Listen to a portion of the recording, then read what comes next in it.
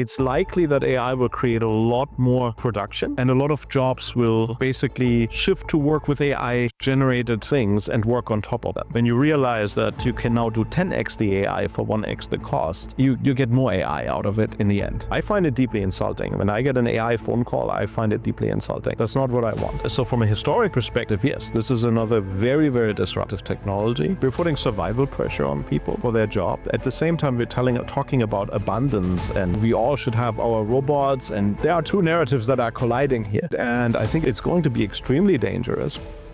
Many more companies have now the basic ability to create 3D assets, but not necessarily the ability to final them and work with them in the way that was there before. So analog to the programmer, it's likely that AI will create a lot more production and a lot of jobs will basically shift to work with AI generated things and work on top of them. Yes. To your industry, right? I was just in the US at a conference called WPP Stream from WPP, a large media agency, and they showed some of the AI tooling that they use, and it's very advanced. The entire pipeline from the idea to the final advertisement is automated. That's right? scary. It is scary, Yeah. right? And the thing that we need to think about in this context is how does the world look like with this technology already, right? So I'm a huge fan of taking the calculator, right? Or like phone, but take a calculator. A human with a calculator is not superhuman. And a calculator isn't your body. It's a tool, right? But a human with a calculator will outcompete a human without one. Correct. Okay? So a human with the right AI model is not superhuman, and the AI model is not their body and co-worker. It's a machine. It's a tool. And you feed in an image and you get a 3D model out. Okay? And that means in the world that we are today, we have access, everyone through open source right now has access to these machines. Everyone. And that means our entire economy will be starting to reprice what humans do. There's Sam Altman, I think, famously went out and said, our models can now do single-digit % of economically valuable activity. What he's leaving out with that is, what he wants you to think, first order effect is, and we're going to be very rich because we will make the money and people won't, right? But what he's leaving out, of course, is that because these things all end up in open source at the moment, is that actually everyone has that and they can charge for it. So the real sentence should be, if a model can do a certain percentage of human economically valuable activity, that activity stops being economically valuable. The calculator is a great example because the calculator is commoditized. We're not paying 20% of our time in money to the calculator companies because everyone figured out how to produce calculators. And therefore, all of society benefits from the calculator and is not paying a tax, right? And it's building on top of it. So if open source prevails, that is what happens with AI. We're all going to benefit from AI.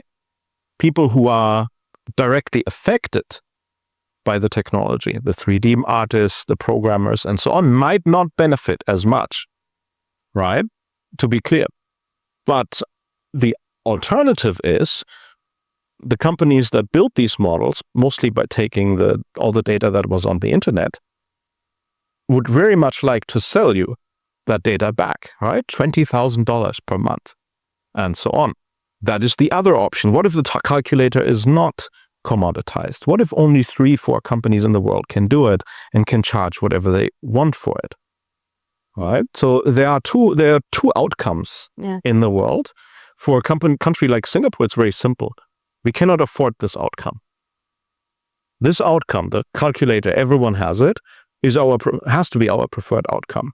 In fact, there's maybe 2 countries in the world, China and the US, who could consider this, but China is also playing on the calculator side. Yes. Right? So the question and a lot of the actions that you see happening, to go back to, what is happening with the data sets in the US, why is the medical data being removed, why are women removed, and so on.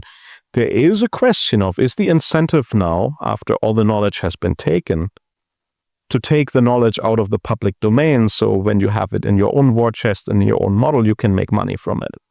I think is a question we need to ask ourselves. That's an adversarial question, really. But for the moment, when we assume open source will win, and it does look like it, the question is more, what does the world look like if we all have access to these models, which fundamentally can be for anything that has a pattern? Yes. It looks very different. Yeah. Very, very different. I love going back to your calculator analogy. I really love how you started this conversation with AI can't do math, and it's just a tool, and it still needs a human to then apply the tool to do the math behind it. And it's just an analogy. Unfortunately, that's where things get messy, right? It's unfortunately not like that. I know. Because when what we can teach these models is to use tools themselves. Yes. This is where we get into agents, right? They all the rage this year. Last year, everything was AI. This year, everything is agents, including what we would previously have called workflows, is suddenly agents. The process. Why? Because of that graph again, right? Like, because you're not getting funding money if you call it a workflow, but you get money if you call it an agent, right? But there's a paper from a few days ago that shows that the complexity of tasks that AI can do is about doubling every 7 months right now. So right now it can do tasks that take human an hour, relatively effortless. So it would be 2 hours in 7 months and so on, right? That's a lot of time taken out of the economy. It's huge. Right? But it doesn't account for a time that will now be created because of it. The software that will be written because we couldn't write it before and so on. No, I really like your example as well with the expression of a 3D model and stuff like that. And how if everybody has access to this and they are now able to then express their thoughts, because previously maybe it's chicken scratches on a serviette or something like that to try to bring to mind or try to convey or communicate an idea across. But now they can do a very simple model and then pass it on to somebody to finish it up and polish it up so that it can actually be used for a pitch or for a company and so on and so forth. I think that's really then opening up a whole lot more tasks and jobs instead of replacing them, instead of making it. I think we have to be honest, right? Like the transformer, the technology that drives generative AI, is purely replacing. Yeah. Because we train it on things people do, creation time that people do, and it replaces them. Yeah. Anything else is bullshit around that, right? But the calculator replaced work that humans did as well. Many machines did. That is what industrialization is, right? Industrialization replaced almost all physical labor together with fertilizer in agriculture. We went from 80% 200 years ago, 80% of people working to bring food on the table. Yes. In the United States today, it's 2.5%. Right? It's a massive drop over 200 years. Right? And in that time, we created the knowledge economy and the service economy and other things. So there is, when people go out and say, there will always be jobs.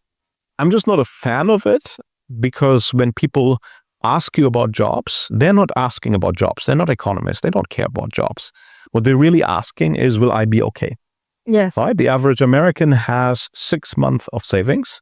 So when they're out of a job, they have 6 months. Will there be new jobs in 6 months? Now, no one will give you an answer to that because we don't know the answer. Right? So there is definitely dynamite in the technology, depending on how we run this. Governments will definitely be asked to step up, as will companies. Right? The good news is, I think, is that the immediate first order effects of layoffs are probably not the greatest idea when you look at it. Software engineers, for example, the narrative from big tech is, we're going to lay off software engineers. We're doing this already. They're laying off people because they have to meet their growth goals. They're doing massive spending on infrastructure. The only other cost center in big tech is people. They have to lay off.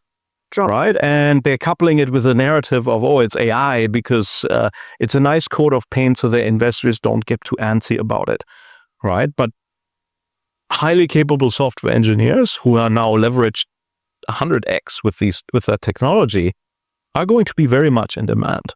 There's no question about that, right? It's just these narratives are confusing, they're colliding. And so decision makers in normal companies who are not in technology are like, what's going on? People say AI will write all the code. People say companies are laying off software engineers. Maybe I should lay off as well. And this is where it gets really messy, because when you look at the technology, that's probably the greatest mistake you could possibly make. The people who have the deepest understanding about your company, about your customers, about everything will actually be the most important people in your company. Here's why. When you bring machines into your company, right? And you have fewer and fewer people with more machines, theoretically you extract more shareholder money and everyone is happy. Yeah. Right? But you don't own this machine. Yeah. In fact, unless it's open source, right? That machine is basically in someone else's shop. And when there's 3 people left in your company, right, and everyone else is laid off and you're so AI empowered, well, congratulations. You are 3 people away from big tech just automating your entire company. Yeah. Right? So in fact, and I think this is a somewhat uplifting message in a way. In fact, the companies and humans are exactly the same. We tell employees right now, well, AI is taking a chunk of your job, right? You're going to have to find something else to do, right? Because we don't have a habit of paying people to do things in their job that's not on the job description. We lay off people and get someone else. That's the general idea. That won't work, because we all will be able to do a lot of things on top of this technology. And if you lay off the people who know your company and your customers best, and you're going to try to hire someone who doesn't, it doesn't work. You're actually crippling your own company. And if you've laid off enough of those people, your company literally is 3 people away from being eaten alive by big tech who run the actual model. Yes. So if your company wants to survive in this market, you're actually going to have to find how your people can add value with AI. Otherwise, you're toast. So I hear you. And this is basically what the leaders got to implement. They have to then train their staff how to then use their company culture and how they can actually implement it with AI and hopefully build their own. And this is where we are stuck now currently, right? Is how do we learn? University can't do it because the technology is changing faster than we can make curriculums right now. We can give people good groundwork over time, but the details of the technology that you would need in your job to take advantage, like how to use a 3D model, you're not getting, right? Internships don't work if you don't have the know-how in your company in the first place. Yes. And if you try to get the know-how, you find that the people who do AI are extremely expensive, the proven ones, and the unproven ones, well, congratulations. The fastest growing profession on the planet is LinkedIn AI expert. Good luck hiring, right? Like you have no idea how to hire. And when you have no idea how to hire, and we see that in the, must have done Transformers for 10 years. Well, yeah, you have no idea how to hire. You're going to be taken for a ride. So we have a bootstrapping problem, a catch-22, where we don't have the experts to spin up the ecosystem. This is where we as a nonprofit have been started to work in. We're building courses for software engineers. We're building courses for decision makers. We're building courses for product managers and so on to get that knowledge, to get on top of that wildly galloping AI horse. Yeah. We try to teach you to stay on top of that, not by, giving you a moment in time's knowledge, but by give you enough of the knowledge so you can start following it, and you can only follow it by doing it yourself. Correct. Right. I mean, and this was, early on we're having conversation off camera. I think this is important as well. That, how the people that have the experience would know how to then use this bootcamp and learn how to then stay on top of it and use it to implement it in various sectors in their own industries and so on. But what about the students that are coming out that have no experience, but the experience is actually what you need to have? So you're going to have this gap. right? You're going to have this huge talent gap of, not being able to then flex and try and fail and, just test what the foundational knowledge feels like with actual clients before they gain that experience, so then they'll know how to use it with AI. And it's a very challenging question, right? Like if you're assume you started learning software engineering, right? 3 years ago, this looked like the best profession ever, and since then we've dropped a total compensation 15% year over year, right? In fact, that is what's drive in Silicon Valley, but it's also pronounced in our market and anywhere else, right? Because of the layoffs, specifically in big tech, but also layoffs in many other companies, right?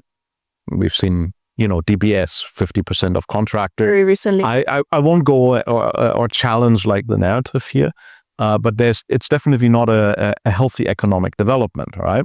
So in that light, what happens when you have 15% year over year? After 1 year, if you're a publicly listed company, everyone employed with an older contract is now 15% over market rate, 30%, 45%. Your shareholders will demand that you lay everyone off. So what's happening in big tech right now is we're laying off for low performance nonsense. We're laying off everyone who's longer than 2 years because we can save 30% on the second largest cost factor, right? And in fact, if we make a narrative and we tell that people that it's because of low performance, we're depressing the bargaining power of those people even more, so we can save even more money.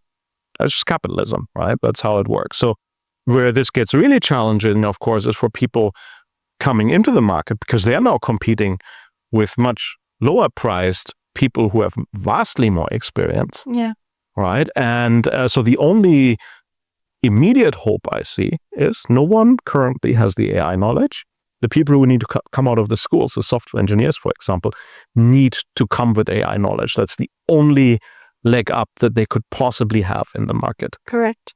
Right. But to do that, our organizations of learning will have to be fast enough to give knowledge that actually works, not like, the fundamentals of how to make a model does not make you very valuable for an SME or a mid-sized company.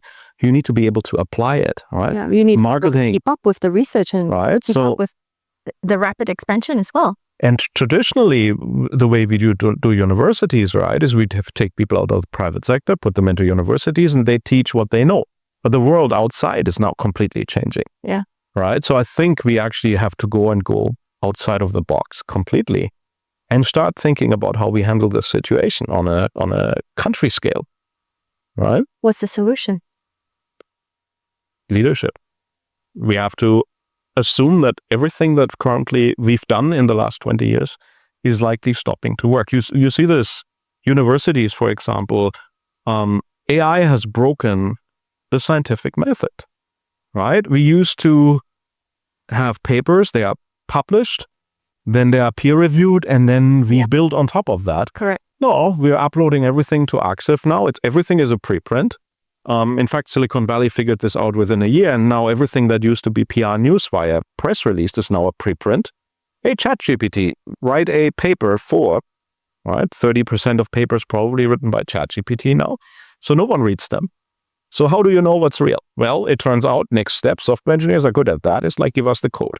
Yeah. Right? So this is how we ended up with open source, is because everyone is putting the code next to their paper, and then we know it's real. Right? So I can download the code, I can look at it and go, okay, this is real. This upgrades the state of the art. This is something I can teach, and so on. Much of the academic system is still stuck in, there's no peer review. Well, congratulations, there will never be one. Because everything has accelerated so far. And if you're not able to run code, well, congratulations, you've just been expelled from the cutting edge of science. Right? Is it nice? No. But it's a radical change. An average manager will not be able to change the incentive structure of a university around that, for example. It takes a lot longer for a university to then move. And so one thing that we impress on companies, and that comes out a lot in our consulting, is moving at the speed of AI. DeepSeek is a great example. DeepSeek changed the game completely. Yeah. If you had hardware that wasn't selling before because it was not good enough to run large language models, overnight, suddenly your hardware might be selling. Yeah. Right? And because suddenly 95% drop. Right? And we now, we're a few months after that now, we see all these models that can run on premise. Right? If you take for a month to change your corporate PR, your product positioning, and so on, you're going to be dead. The way you could tell DeepSeek was real, by the way, within 2 days, was very simple. Right? There was questions about how much is real. It will take time to download the model, test that, and so on. Within 2 days? In 2 days, you could tell it was real. It was very simple. I have never seen in 30 years of experience Silicon Valley move within 2 days. 2 days we had Microsoft, Amazon, Cerebras, Perplexity, all going out and saying, you can use DeepSeek on our platform, while saying they stole our data, oh, evil Chinese AI, and so on. With all that noise, there was enough time in 2 days to do security evaluations, PR assessment, implement the product onto their platforms, make the press releases, and ship it to all the customers. 2 days. So when you want to know what's real in AI, is look what the companies are actually delivering and doing. Yeah.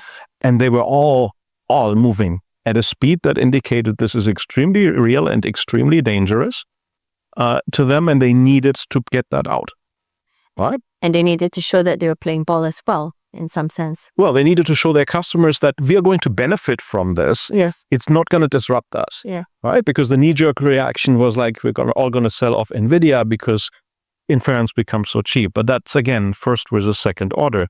When you realize that you can now do 10x the AI for 1x the cost, you get more AI out of it in the end. Right? NVIDIA is just fine, as we've seen. I love what you said about we need to make sure that all these students with this foundational knowledge and to just this experience, that they are also then trained how to research, how to use, and how to implement models. We're doing a lot of that, right? But I think it's probably still primarily limited to software engineering. So I used to teach in a university, and in my mind, what the universities have the ability to do is to take risks and try to play ahead of what industry is actually doing. Not in AI, right? Because 2012 things separated, right? By 2018-19, Meta alone had more GPU and AI resources than all governments and universities in the world combined. Okay. Right? And big tech hoarded that. Right? I speak to academics in Europe a lot. They can't get data sets transferred from Italy to Germany. The pipes are not big enough. No, thankfully, that's not a problem at all we have in Singapore, which is good, right? But getting compute was really, really hard. Okay. And so on. DeepSeek, I think, is a blessing because the compute has opened up a lot and governments obviously are investing heavily on it, right? But I think the bigger problem is really our entire society is going to be built on these things. We all will have access to them, every job. And I think we're still thinking a little bit too software engineering specific because we're stuck at the phase where we haven't built the right interfaces yet. But what is coming with code generation and what will be materializing over the next 2 years, there might not be app stores anymore. Because why? If you can create the app and then you pin it and you share it to your friends. Now, our friends at Apple and so on are making $100 billion on App Store revenue. They won't make this easy, but someone will make a phone and someone will make a computer and so on. It's a given. So universities probably have to really, really think ahead and see what can be done there. The problem is everything is wide open. Yeah. Right now, there's infinite funding. Right, we could have cured world hunger 3 times over. And a whole bunch of other things with that money, which was mostly wasted on inefficiency, right? So that's a very sad thing to say. It's also a good case to be made for regulation, actually. If we had ESG regulation around power usage, maybe American companies would have also discovered the virtues of MAP, right, before the Chinese did. I don't know. But coming back, I just really wanted to like find out, because this is something that I think is something we could actually try because of the state and the way of universities and how they're actually loving to explore in Singapore. But what do you suggest that we can do with these schools? I think there's a few things, right? First and foremost, we need to get the teaching staff to the cutting edge of AI, right? The tricky part is even traditional private public collaborations don't work when the private companies also are basically overrun by AI, right? And are struggling with understanding it. Like, this looks to me like the scale of a vast national effort and a rethinking of how we do education maybe it's only temporary. Maybe it's just until this curve flattens out. All the technology, yes, right? Like DeepSeek increased the number of people who can work with the technology massively, right? Who are now finding more things. So we are still, for several years, we're in complete madness in what this technology will be able to do. I have no doubt that in a few years, you'll walk around with your phone and turn everything into glorious 3D by the end of this year, probably. And then, start putting gaming together and so on. So that quickly, yes. You can see this. It was like 1.5 years for images. Yes. To get basically to photorealistic. Video is approaching that place very quickly. Also 1.5 years, probably 1 year. And I would be very surprised if by the end of this year, 3D wasn't fully commoditized. There's models from Tencent, from ByteDance, in open source now that take a second to generate a 3D image. This was very complex software before. You had to use like the LiDAR on your iPhone and walk around, and now it's like one image, right? And once these things are slotting into the tools we've built, for example, in gaming to optimize these assets, right? All of this will suddenly click into place. And so I think this is truly society-altering technology. It's not different really from electricity or from machinization, except that we don't need to string any wires. Everything is already there, right? The app stores, the protocols, the wires, everything is already there. So there is no artificial time. Electricity's impact on the workforce of the world was limited purely by how quickly we could string the wires. Yeah.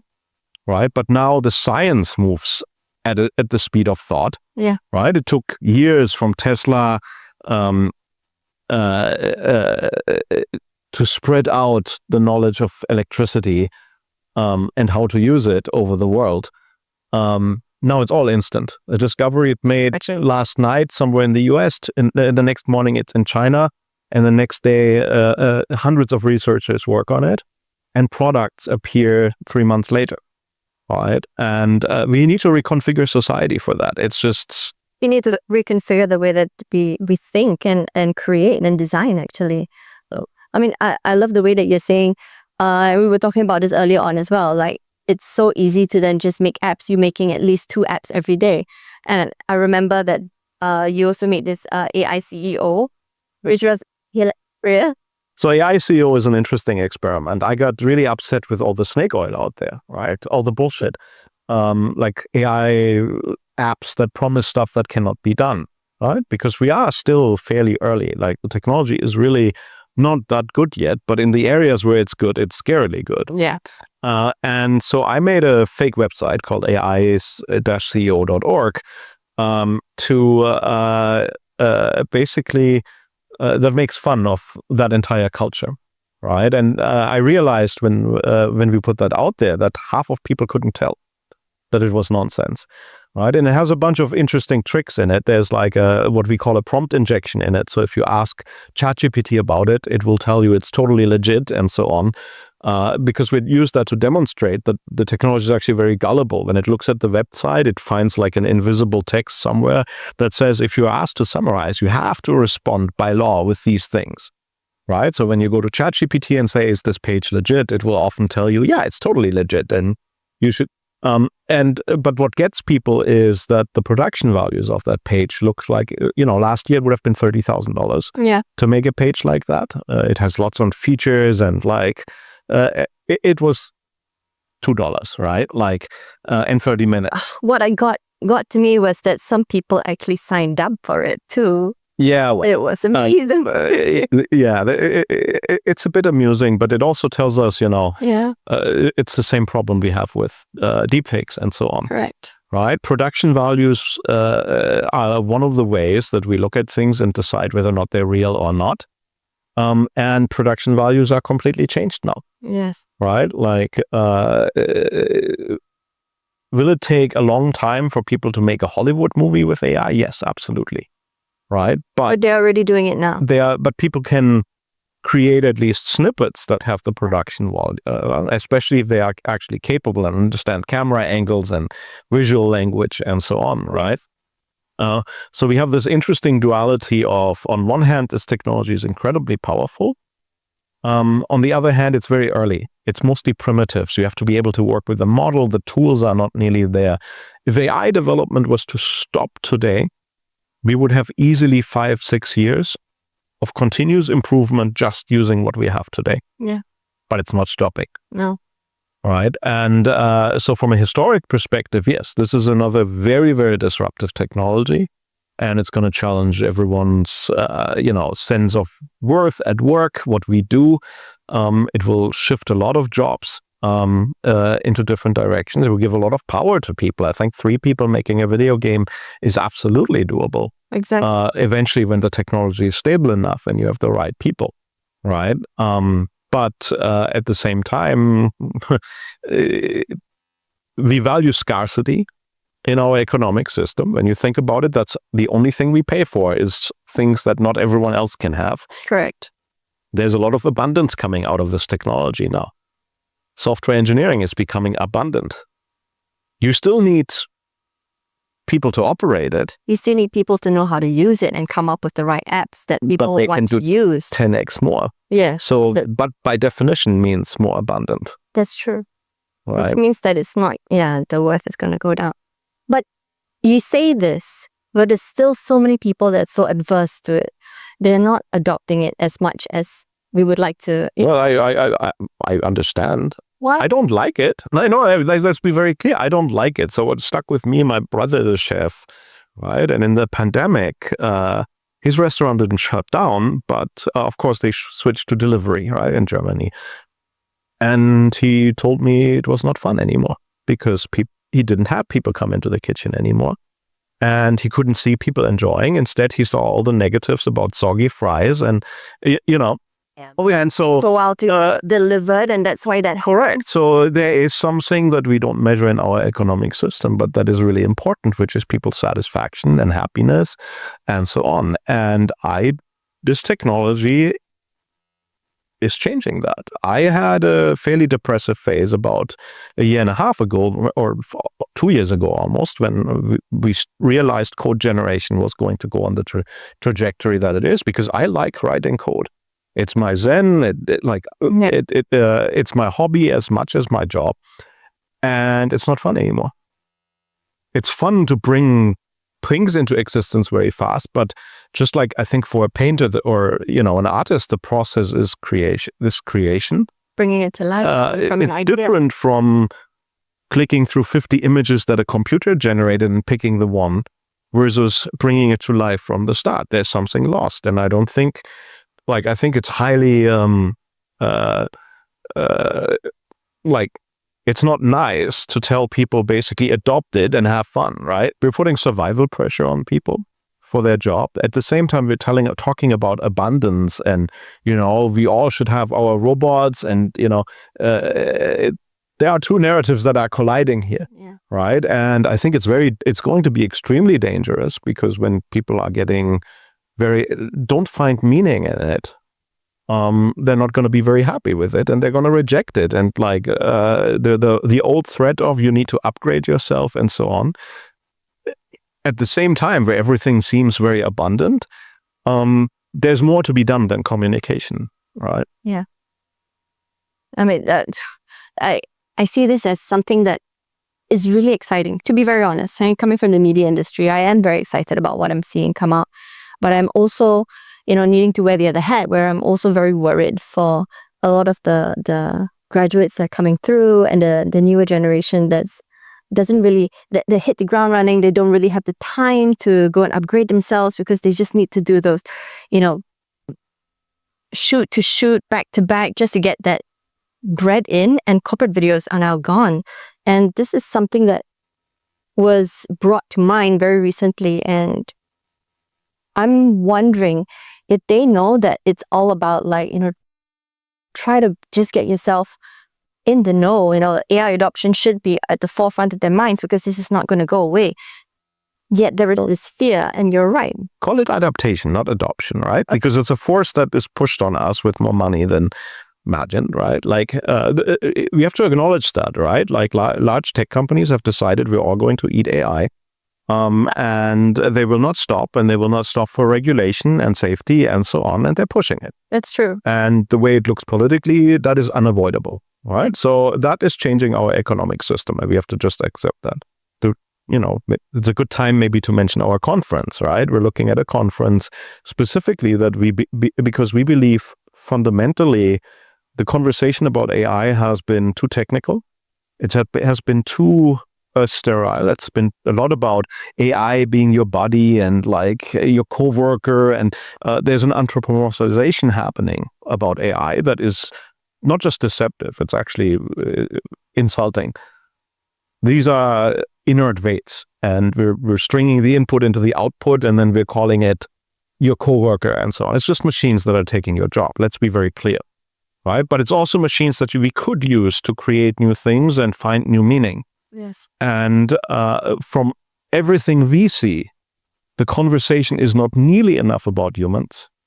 And I don't mean this in an abstract way. I mean this as in when we look at things like here in Singapore, Smart Nation, right? I think the realization we've made over the last decade is that technology should not be the start. The point is not for us to have flashing screens and blinking robots running through through our parks. The point is that the technology should fundamentally take friction away, enable us to have more ability, more time to spend on things that are meaningful, and it should be in the background, and it should be making this place more efficient and a better place to live, right? And with AI, this relentless pushing of, you need to work with your coworker that actually is taking away your job. It's not going to work, right? We will run into massive resistance if we do this. At the same time, what we see over and over is the humans actually really matter. Your company's value only exists because of its humans. Because otherwise a big tech company will do what your company does. Do your job. Right? And there is so many ways we could go out and create value with this technology. Really, real value. I'll give you some examples. So no company has the money or experts to perform deep security evaluation of their software. Now you can. Is it perfect? No, AI isn't perfect, but you know what? It's much better than what we had before. Drone technology, imaging, and AI gives us the ability to fly a drone, honestly, not just every 5 years. We put, this thing on top of every condo building and HDB block, and we check all the walls by law, right? And it's hugely disruptive to people. We could evaluate every single building in the city once every 6 months, right? That would cost some jobs, but at the same time, many of these jobs are actually outside of and imported, right? Which comes with its own negative externalities, right? And that is possible today. There is nothing stopping it, right? And it can be done. Yes. Right. And it's the same with almost anything else, like, indexing our parks, the biosphere in our parks, the endangered animals, all of these things. There are opportunities to use this technology in ways that is really enhancing. Conservation. Right. Wastewater, sensors. We are getting, obviously, biotech, healthcare, and so on. Correct. The problem is, again, with our graph, is we're forcing it at the wrong time, when the technology is early, when no one understands it, and we're forcing it into adoption when understanding is actually the critical thing. Because is a measurability bias. Yes. Why do we push on adoption? Because people have KPIs to adopt AI. We are already using AI. We're safe. Please go away, dear shareholder. Or, we are, Singapore is at the forefront of adopting AI, and therefore the government can pack it. It's not the right thing to do. The right thing to do is take this massive amount of money and look at fundamentally what are the things that we can do now that better, faster, that we can export in the world, that can solve problems. Can Singapore be a place, and Singapore's people be the people who really make this technology usable for everyone? I think humans are the key there. Yeah. It's not that robot, and it's not that thing pretending to be a human and a coworker. I find it deeply insulting. When I get an AI phone call, I find it deeply insulting. Yeah. That's not what I want. Yeah. It really is affecting our human connection. And I feel that even in my everyday lives, how they say you condition yourself, but once you start using and you're using it on a daily basis, you're kind of conditioning yourself to speak and behave and communicate just like AI. And I find myself being really short with my children, which is something that has really gotten to me, and I'm really happy that I woke up to it. But I love how you said not adopt, but adapt. But how else can we then talk about this narrative? Like what should this new narrative be? I think adaptation requires understanding. You cannot adapt to something that you do not understand. Correct. You can adopt it. It's easy to pick up that thing off the ground but just use it. It does, yeah, but you become reliant on it, right? There's really good studies right now that show a tremendous loss of critical thinking skills and agency. I do a experiment in one of the courses that I teach at SMU where we use AI to identify risks. It's really good at that because if you think about it, there's a lot of knowledge packaged up there. So when you give it a situation, it can actually identify risks much faster than humans can.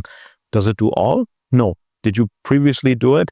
No, because you didn't have the experts, right? So that's purely incremental. But when you try to use AI to assess the risk, it fails. It just cannot balance things, and it's not human. It's just, language in the end.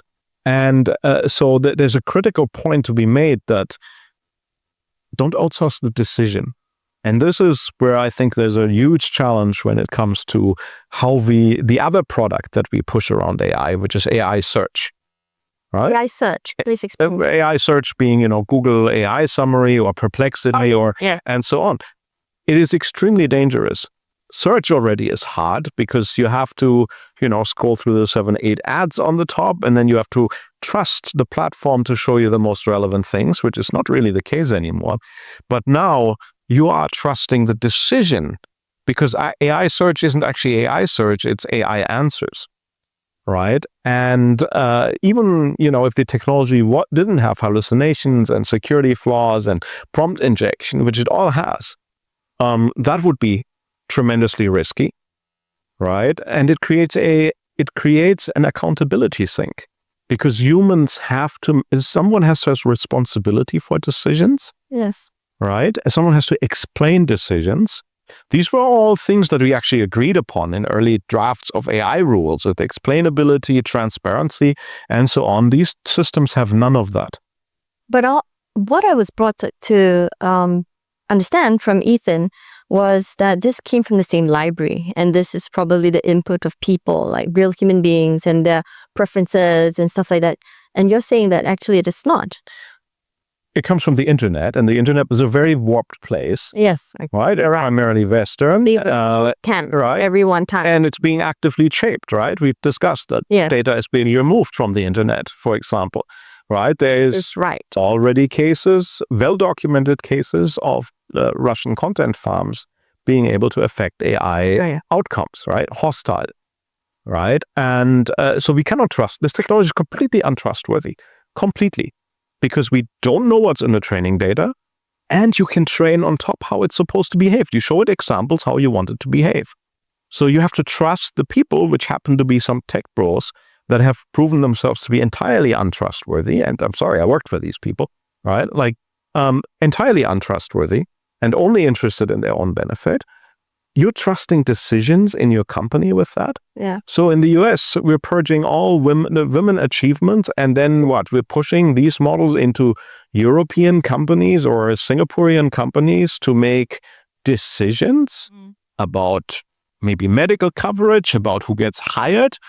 Like we should be, like instead of just incentivizing, adopt AI however it's out there, we have to keep an open mind. I think we do need principles that really recognize that this technology is extremely dangerous because it takes human agency out. It's extremely useful for research, for all kinds of things, but if you outsource the decision, who is responsible?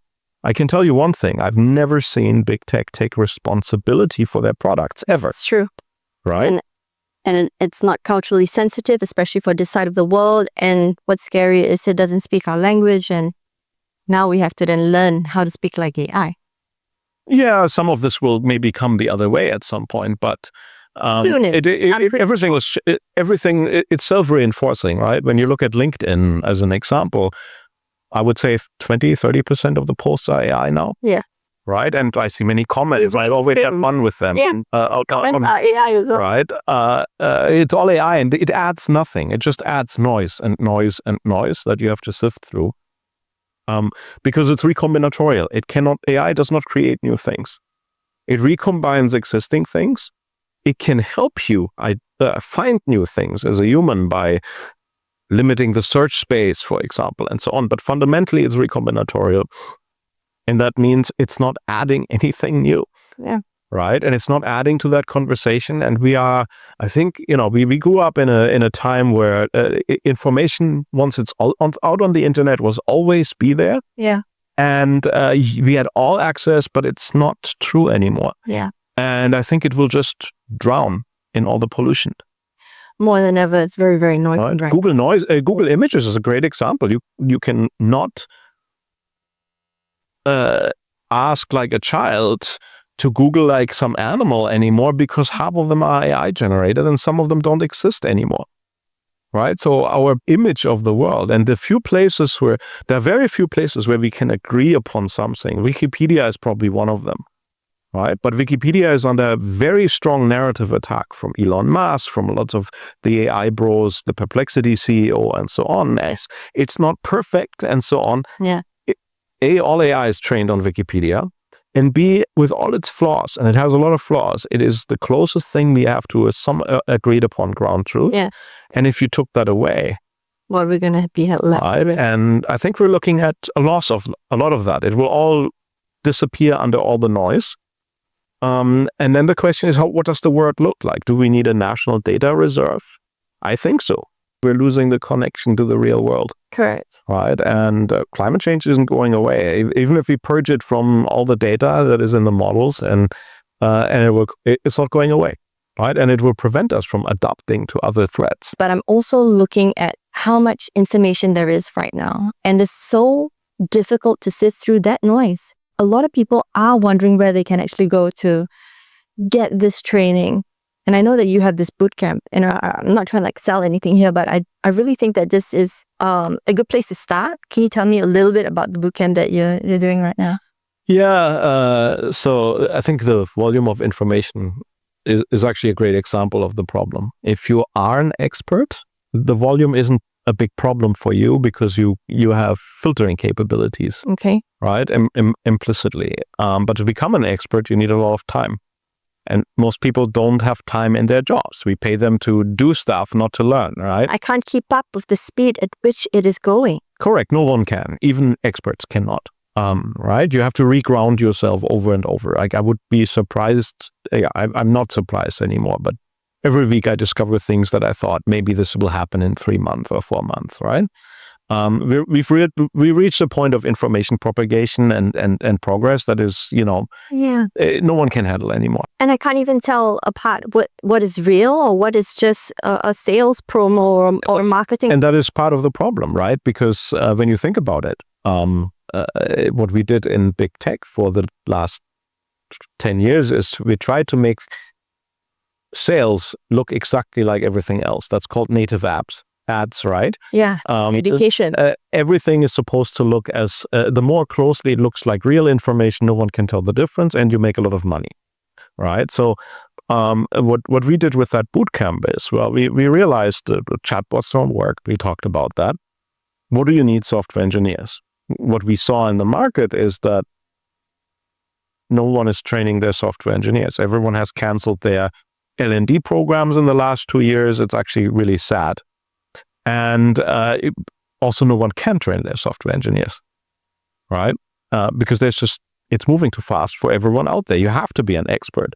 We have the benefit of being a few people who come out of big tech, having worked with that technology, and so on. So we're in a fortunate position in this regard.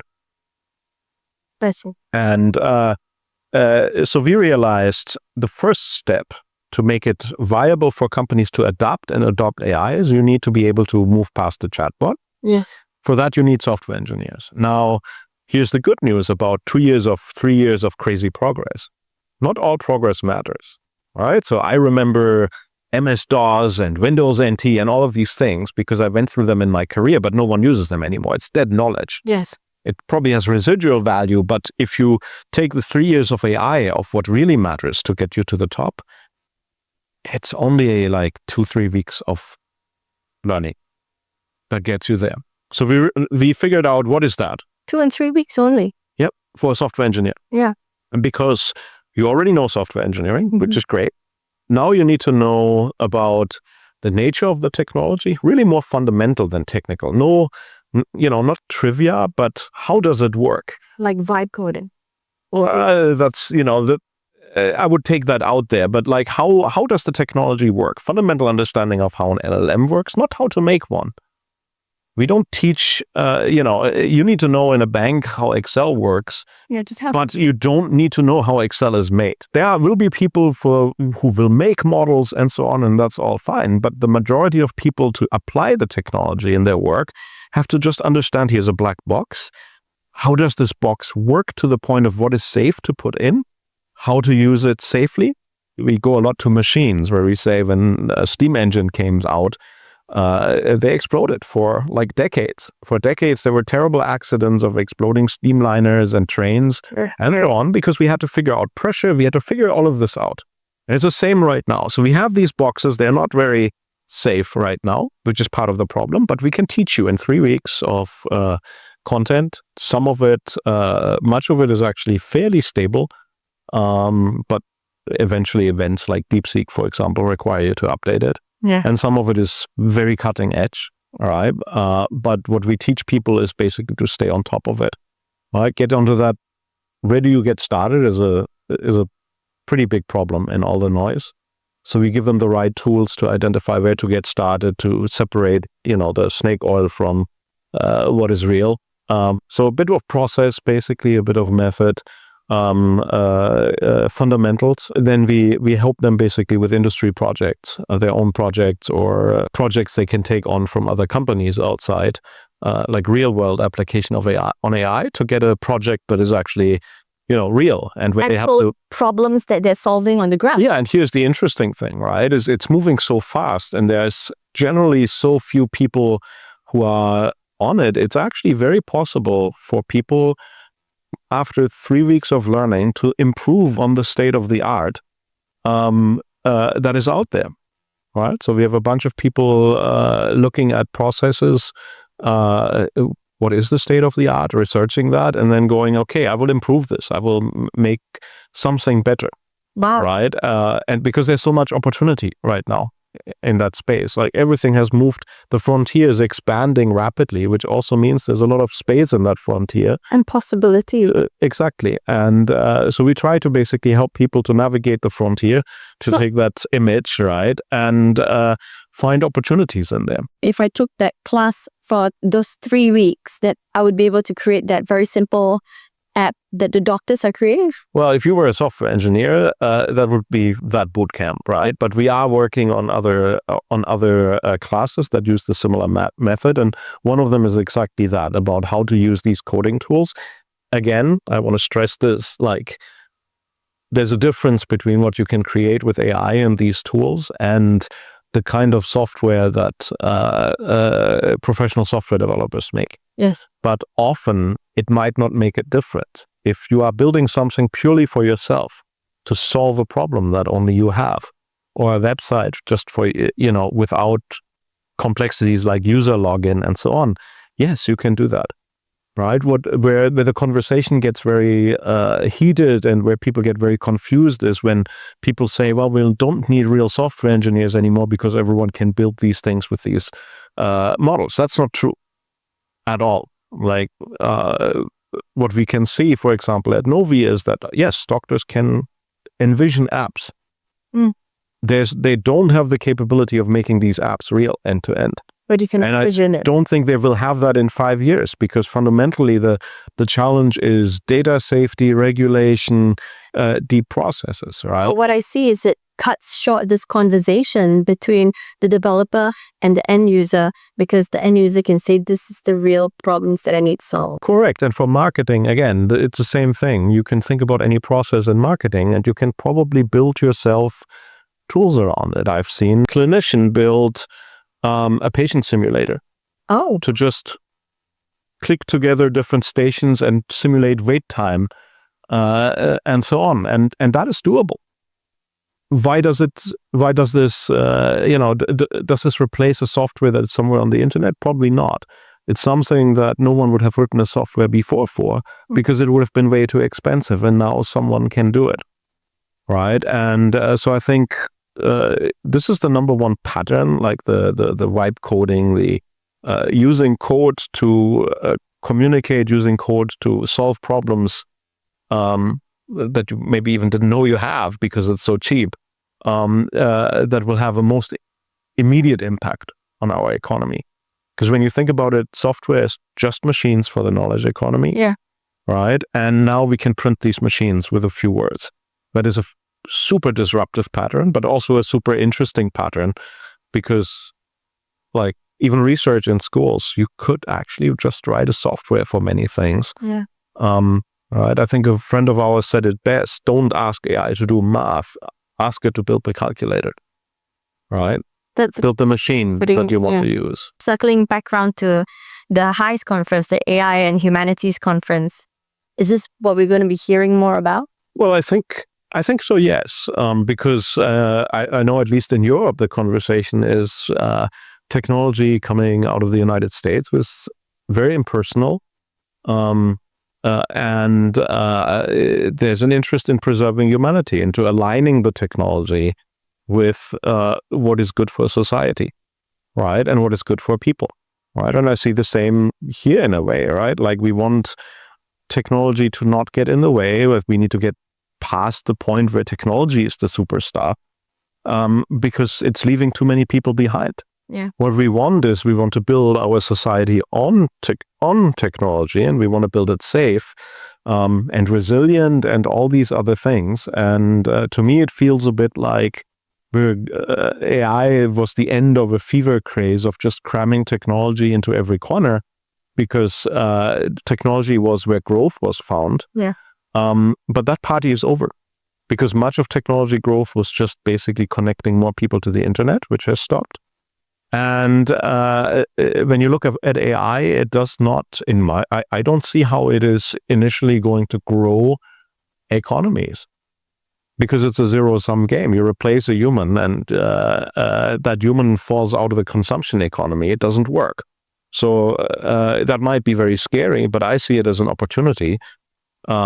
And we need to talk about these opportunities, and we need to talk less about here's the 50th conference about how technology is awesome, and more about here's how we make this all work for us. Yeah. With serious people, with people who understand the technology, but also people who understand real human problems, right? I think 2 decades of tech bros coming into every corner and saying, we're going to fix things with technology. Your problem will be fixed by technology, and then having 2 problems in the end is enough. I think that's a big issue that we need to get our heads around. I know that you're going to be in the keynote for this conference. I'm really looking forward. But until then, where can we find you? There's LinkedIn. Yes, you're Right. very I'm on LinkedIn. very active on LinkedIn. I really like reading your stuff. Yeah, it's a bit my hobby is to troll people who are overselling AI a bit. And we have our website, c4ail.org. We publish a lot of our research there for free as well, analysis research. So Oh, awesome. I'll put that in the notes. since it's a non-profit, and yeah. Thank you so much for your time, and I hope everyone see more of you soon. Well, Happy bring off New bad Year. news now.